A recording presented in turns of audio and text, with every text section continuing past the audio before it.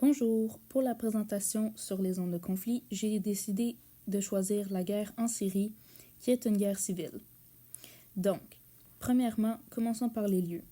La guerre se déroule majoritairement à Téhéran, Bagdad, Damas et Beyrouth, en Syrie, qui sont tous des villes. Ensuite, il y a plusieurs acteurs qui participent à cette guerre. Par exemple, la Syrie est la principale victime, ou plutôt le gouvernement, ainsi que les civils. Ensuite, la Russie aide la Syrie en les armant. Ensuite, les États-Unis ont aidé la Syrie jusqu'en 2014. La Turquie a décidé de prendre le bord des manifestants en Syrie. L'Iran aide le gouvernement de la Syrie. Et l'Israël a décidé d'également prendre le bord des manifestants.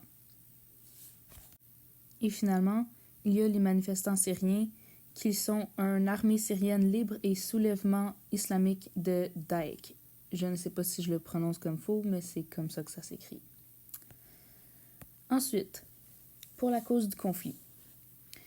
L'extrême cruauté des autorités policières à la suite d'une manifestation bénigne à Daïra a déclenché une révolte généralisée portée par le slogan « Docteur, c'est ton tour », signifiant que le président ophtalmologiste Bachar al-Assad aura bientôt le même sort que les présidents démis lors du printemps arabe en 2011, Ben Ali en Tunisie, Moubarak en Égypte, Kadhafi en Libye et Saleh au Yémen.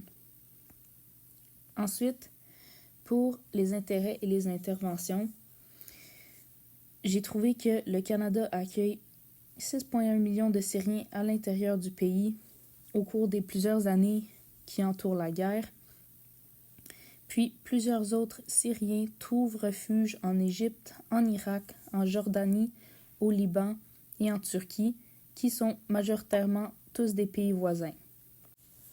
Ensuite, l'implication de la Russie et des pays ci-dessus en Syrie obéit à de nombreuses motivations, dont le soutien politique et militaire au régime de Bachar el-Assad. Donc, en d'autres mots, la plupart des pays qui suivaient à aider la Syrie du bord des attaquants ou du bord du gouvernement ne voulaient qu'en tirer des bénéfices politiques et militaires. Ensuite, pour les conséquences de cette guerre, plusieurs familles sont forcées de quitter leur maison par la reprise du conflit multiples fois et les abris existants doivent être réparés après des années d'utilisation. Ensuite, avec l'arrivée au pouvoir d'un nouveau président américain, on espérait que la politique étrangère des États-Unis pourrait créer une résolution entre la Turquie et les Kurdes syriens, mais cela avait simplement compliqué tout accord de paix. Puis, finalement, la majorité des réfugiés, comme mentionné plus tôt, se dirigent vers les pays autour dans des camps de réfugiés. Finalement, nous pouvons apprendre de ce conflit que les populations sont toujours très affectées par les décisions politiques de leur pays et ce conflit n'est toujours pas résolu même après 12 ans de guerre, donc malheureusement, il n'y aura pas de conclusion à ce conflit pour le moment. Je crois que la guerre civile syrienne, conflit armé qui a débuté en 2011 avec un soulèvement contre le régime du président syrien, aurait pu être évité en accordant plus de paroles aux citoyens. De plus, ce conflit est d'une durée déjà double de la Deuxième Guerre mondiale, ce qui est assez impressionnant. Pour la première piste d'action, je crois qu'envoyer les casques bleus en Syrie et chez les pays voisins afin de s'assurer de la sécurité et de l'éducation de la nouvelle génération de Syriens ainsi que le restant de la population avoisinante pourrait être une idée assez ingénieuse, considérant que l'ONU n'a toujours pas envoyé de casques bleus, mais plutôt les bérets bleus, qui sont plutôt une ancienne version des casques bleus. Donc, les bérets bleus doivent rester impartials face à toute forme de violence, mais en même temps s'assurer de la sécurité sans armes. L'avantage d'envoyer les casques bleus en Syrie serait la sécurité et l'ordre dans les camps de réfugiés et dans les pays avoisinants qui accueillent tous ces réfugiés. Par contre, le désavantage, c'est que cette méthode pourrait soulever des désaccords de la part des civils, puisque, après de nombreuses années, ils se sont déjà habitués à la vie en tant que réfugiés en installant leur propre système scolaire et hebdomadaire pour les habitants.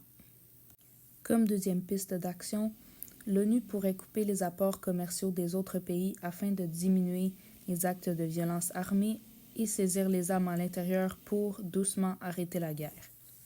Premièrement, il faut savoir que la majorité des apports d'armes dans la Syrie pour les attaquants et pour le gouvernement viennent tous des pays avoisinants.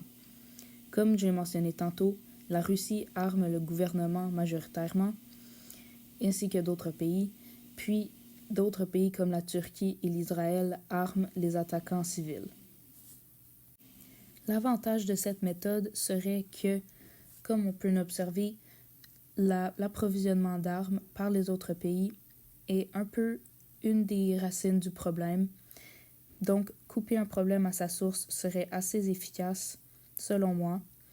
Par contre, le désavantage, c'est que cette méthode pourrait inciter les attaquants à devenir plus créatifs avec leurs armes ou sinon à inciter une révolte plus physique, comme lors de l'abolition de l'apartheid, désolé de la prononciation, en Afrique du Sud. Voici mes sources.